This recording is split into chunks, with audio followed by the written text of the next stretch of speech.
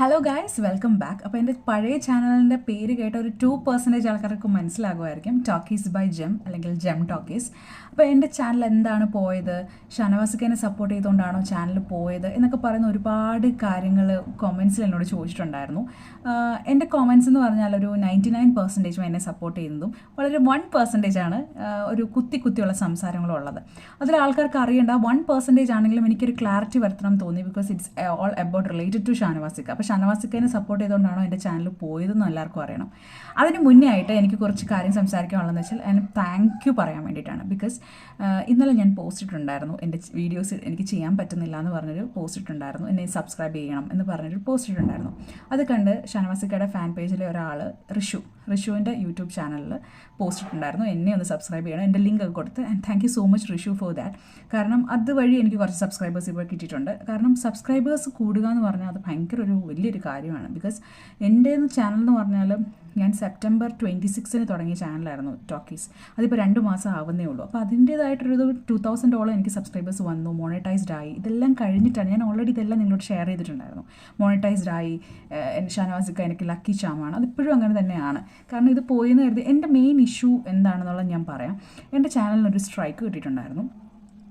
Strike കിട്ടിയപ്പോഴത്തേക്കും ഒരു strike കിട്ടിയാൽ കുഴപ്പമൊന്നുമില്ല. ഞാൻ അവരെ വിളിച്ച് സംസാരിച്ചപ്പോൾ അവരോട് പറഞ്ഞു, ഒന്നെങ്കിൽ റിന്യൂമറേഷൻ. കാരണം എൻ്റെ ചാനൽ ഓൾറെഡി തുടങ്ങിയിട്ടേ ഉള്ളൂ. അപ്പോൾ ഞാൻ പൈസ കൊടുത്ത് അത് ശരിയാക്കാന്ന് പറഞ്ഞാൽ എനിക്കങ്ങനെ ബുദ്ധിമുട്ടായിട്ട് ഫീൽ ചെയ്തു. അതുകൊണ്ട് ഞാൻ എന്ത് ചെയ്തെന്ന് വെച്ചാൽ വെയിറ്റ് ചെയ്യാമെന്ന് വിചാരിച്ചു, മാർച്ച് വരെ. അതങ്ങനെ കഴിഞ്ഞു. പിന്നാണ് എനിക്ക് ഈ ഇഷ്യൂ വരുന്നത്. പെട്ടെന്ന് എൻ്റെ ചാനലിലെ മോണിറ്റൈസേഷൻ പോയി. അപ്പം ഞാൻ യൂട്യൂബ് ടീമിനെ മെയിൽ അയച്ചു. അവരെനിക്ക് തിരിച്ച് കൺഫർമേഷൻ തന്നു, you need to wait till March. അപ്പോൾ പറഞ്ഞപ്പോൾ ഇത് പോയി, എൻ്റെ കിളി എവിടെയോ പറന്നുപോയി. അപ്പോൾ ഞാൻ എന്ത് ചെയ്തെന്ന് വെച്ചാൽ, ഓക്കെ ഇനി വീഡിയോ ചെയ്യേണ്ട, എല്ലാം നിർത്താം എന്നൊക്കെ പറഞ്ഞപ്പോഴാണ്, ഞാൻ വിചാരിക്കുമ്പോഴാണ് എനിക്ക് കൊമൻസ് ഇങ്ങനെ വരുന്നത്, എവിടെയാണ്, കാണുന്നില്ലല്ലോ, വീഡിയോസ് ഒന്നും കാണുന്നില്ലല്ലോ, ബിസിയാണോ, തിരക്കാണോ, ഷാനക്കാടെ മീറ്റപ്പിന് പോയോ, എന്താ വീഡിയോസ് ഇടാത്തതെന്നൊക്കെ പറഞ്ഞ് ഒരുപാട് മെസ്സേജസ്. അപ്പോൾ ഞാൻ വിചാരിക്കുന്നു, ഓക്കെ എന്നെ തിരക്കാനും ഇപ്പോൾ ആൾക്കാരൊക്കെ ഉണ്ട്. I feel so happy. അത്രയും സാഡായിട്ടിരിക്കുന്ന സമയത്താണ് എനിക്ക് കൊമൻസ് കാണുമ്പം എനിക്ക് എന്താണെന്ന് അറിയത്തില്ല, ഭയങ്കര ഹാപ്പിനെസ് ഫീൽ ചെയ്തു. എനിക്കൊരു കോൺഫിഡൻറ്റ് കിട്ടി. വേറൊരു ചാനൽ തുടങ്ങിയിട്ട് സംസാരിച്ചിട്ട് ഇങ്ങനെ റിയാക്ഷൻ വീഡിയോസ് ചെയ്യാമെന്നൊരു എന്താ പറയുക, കോൺഫിഡൻറ്റ് കിട്ടി. ഇനിയും എന്താണ് മെയിൻ ഇഷ്യൂ എന്ന് ഞാൻ പറയാം. എൻ്റെ ചാനലിൽ നിങ്ങൾ നോക്കിയാൽ അറിയാം, ഞാൻ ഫേസ് ടു ഫേസ് വീഡിയോസ് ചെയ്തിട്ടില്ല. ഞാൻ ഫുൾ ഫോട്ടോസ്, അതായത് സ്ക്രീൻഷോട്ട് ചെയ്ത് ഫോട്ടോസാണ് ഞാൻ ഇട്ടുകൊണ്ടിരുന്നത്. അപ്പം ആരെങ്കിലും യൂട്യൂബ് ചാനൽ 2026 സ്റ്റാർട്ട് ചെയ്യാൻ ആഗ്രഹമുണ്ടെങ്കിൽ നിങ്ങൾ മാക്സിമം ഫോട്ടോസ് ഒഴിവാക്കിക്കൊണ്ട് ഫേസ് ടു ഫേസ് തന്നെ വന്ന് സംസാരിക്കാൻ നോക്കുക. ബിക്കോസ് വേറെ ഒന്നും കൊണ്ടല്ല, നമ്മളിപ്പോൾ ഒരു 10 മിനിറ്റ്സ് വീഡിയോയിൽ ഞാൻ ഇടുന്ന ഫോട്ടോസ്, ആ സെയിം ഫോട്ടോസ് തന്നെ ചിലപ്പോൾ ഞാൻ വേറെ വീഡിയോസിൽ ചെയ്യിടും. അപ്പോൾ ആ ഒരു ഇഷ്യൂ എന്തായാലും വരും. കാരണം ഈ യൂട്യൂബ് എന്ന് പറയുന്നത് ഇപ്പം നല്ല റെസ്ട്രിക്ഷൻസും കാര്യങ്ങളും ഒക്കെ ഉണ്ട്. കാരണം എല്ലാം നോക്കിയിട്ടേ അവർ നമുക്കൊരു മോണിറ്റൈസേഷൻ ആയാലും പൈസ ആയാലും അവർ തരുള്ളൂ. പണ്ടത്തെ പോലെയല്ല, റെസ്ട്രിക്ഷൻസ് വളരെ കുറവായിരുന്നു പണ്ട്. പക്ഷേ അതുപോലെയല്ല, ഇത് കൂടി വരിക. അപ്പോൾ അങ്ങനെ വരുമ്പോൾ അവരെല്ലാം ശ്രദ്ധിക്കും, ഞാൻ റോബോട്ടാണെന്ന് അവർ വിചാരിക്കും. അപ്പോൾ അങ്ങനെ ഒരു സംഭവത്തിൽ അവരെന്നോട് വെയിറ്റ് ചെയ്യാൻ പറഞ്ഞേക്കുന്നത്.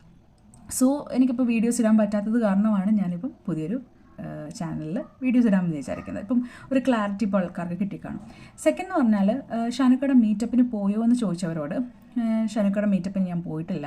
എനിക്ക് ജോബിൻ്റെ ഒരു ഇഷ്യൂ ഉണ്ടായിരുന്നു. അപ്പം ഞാൻ അന്ന് ഓൾറെഡി കമ്മിറ്റ് ചെയ്തായിരുന്നു. ഷാനവാസിക്കയുടെ ഓൾറെഡി അത് പറഞ്ഞിട്ടുണ്ടായിരുന്നു അന്ന് ഫോൺ വിളിച്ചപ്പോൾ. അപ്പം വേറൊരു ദിവസം കാണണം എന്ന് ഞാൻ പറഞ്ഞിട്ടുണ്ടായിരുന്നു. അപ്പം ഞാൻ ഷാനവാസിക്കയുടെ മീറ്റപ്പിൻ്റെ വീഡിയോസ് ഫുള്ള് കണ്ടിട്ടുണ്ടായിരുന്നു. അതിനും കുറേ ഡീഗ്രേഡേഷൻ കണ്ടു. അപ്പോഴൊക്കെ എനിക്ക് വീഡിയോസ് ചെയ്യാൻ ഭയങ്കര തോരയായിരുന്നു, പക്ഷെ എനിക്ക് ചെയ്യാൻ പറ്റുന്നുണ്ടായിരുന്നില്ല. സോ ഇപ്പോഴും നടന്നുകൊണ്ടിരിക്കുന്നത് ഞാൻ കാണുന്നുണ്ട്, ഒരുപാട് പോസ്റ്റുകൾ ഞാൻ കാണുന്നുണ്ട്.